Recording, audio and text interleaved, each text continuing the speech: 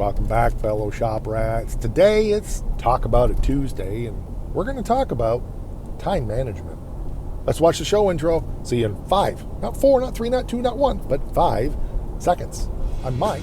This is My Cars Shop.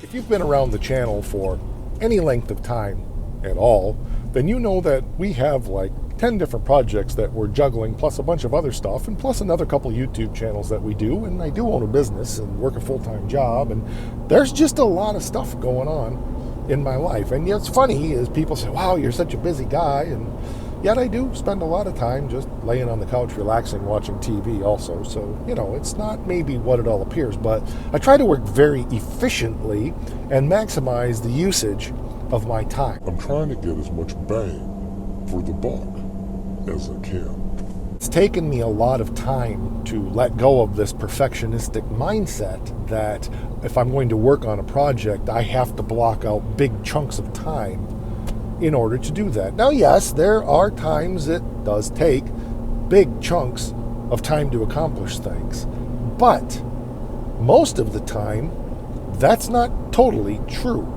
Today is a great example of that. I actually took some time this afternoon to start working on an episode that probably is going to air after this one on refurbishing the shifter for the Stitches Challenger. And in the middle of that, work called and we had a crisis and I got interrupted and I had to take off.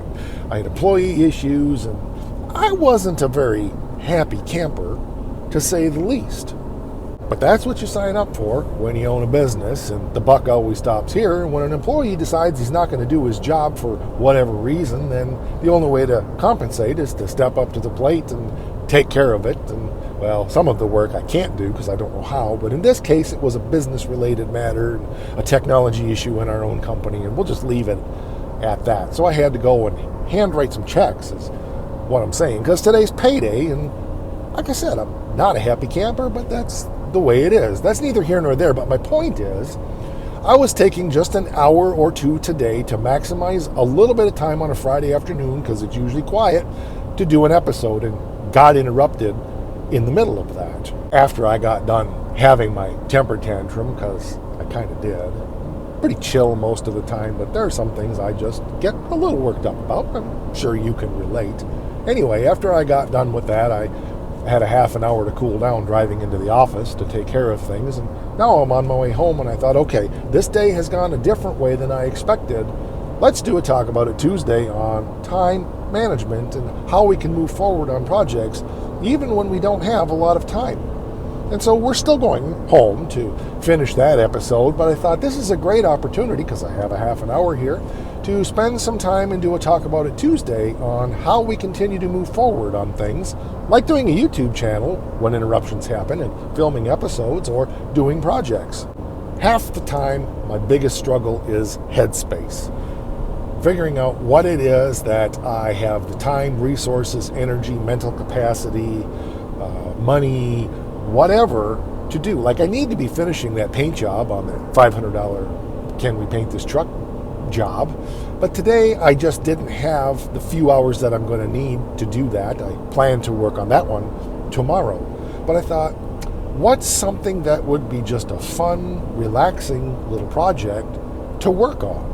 And that's when I realized I could take a little bite out of Stitches by refurbishing the pistol grip shifter.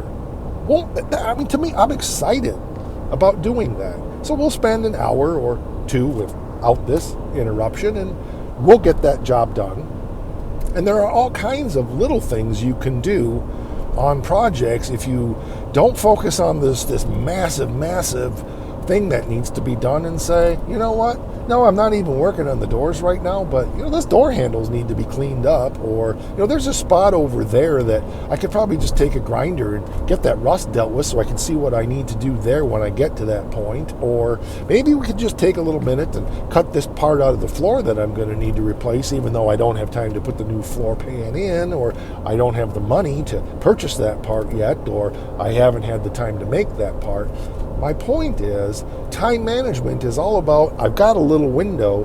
What can I do in the project, even if it's not something that needs to be immediately done, but something that needs to be done overall anyway, so let's do that thing and then we can wrap it up and set it aside and it's ready for when we get to it. Until I bought this truck actually 4 years ago, I had a nice conversion van that was it was a 1990 Dodge conversion van that somebody actually gave us, and it only had at the time like 40,000 miles on it. We had it for a long time, but the paint on that was pretty rough. And I remember I was gone away myself camping for a weekend and wanting to get the paint on that cleaned up, and I didn't really want to make a big job out of it, so I just waxed one little spot several times a day, and before the weekend was over, I had the whole thing done, and I really didn't work on it hard at all.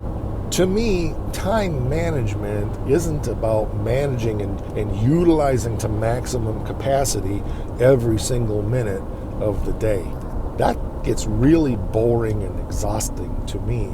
But it is about doing things that build energy, doing things that are fun, doing things that will pump you up to keep wanting to accomplish more. And then when that little bite is done, you have a feeling of satisfaction. You have a feeling of accomplishment. To me, that's probably the most important thing on how I can manage to juggle all these 10 or 12 projects that I'm doing in the shop along with everything else. It was the same thing yesterday. My partner in crime with the band came up to record some background vocals for that new single. And we got his stuff done and we did a quick mix down on the song, and it was sounding pretty good, but my lead vocals needed some work. And I thought, well, I'm not going to waste his time while we're here, because we have a Halloween song coming that we needed to work on together, and then we started writing lyrics for our new Fistmas tune that's coming, and we got a chorus and a verse done for that. We had a good time, and we solved a lot of the world's problems, and we solved all the problems with government and religion and all the things that guys do when they get together and share some Adult beverages. and just have a good time. But in the morning, as often is the case, I was up fairly early, and of course I stay up fairly late as well. And so after he went to bed, I went in the studio and worked a little bit on fixing some things in my vocals. But it was late at night and everybody was sleeping, so I didn't do anything that was going to require noise in the studio. But the next morning, after Becky was gone to work and before he got up, I re-sang some vocals and did some cut-in stuff that needed to be fixed. And by the time we got together for breakfast, the song was pretty well done, and I had mixed it down 3 or 4 times, and it was ready to go. And actually, it was done by 9 o'clock yesterday morning. Now understand, I didn't spend hours and hours and hours in there. I went in there, worked on a little something, went back out, did some other things, puttered around, did some dishes, whatever, went back in, worked on a little something. 5-minute intervals, 10-minute intervals, mixing it down took a little bit longer, but it was just little bites between things is all it took. And one thing I've learned is if you continue to make it fun, you'll eventually get it done. My biggest thing I've learned is if I'm not really working hard at it, I tend to work at it more. When I'm not overwhelmed by it, when I'm just having fun with it, I tend to accomplish a whole lot more, a lot faster than the thing I'm dreading to do. Now, I'm not saying there's not things that we're going to dread, and we know we're going to have to spend 30 hours working on this one thing because whatever, but those things become easier to handle when we've broken everything else down into these little fun bites, these little bitty bites, these little nibbles that accomplish eating the whole elephant before we even know it. That's my thoughts. They should be yours. Drop your comments down there below. Tell us what you think.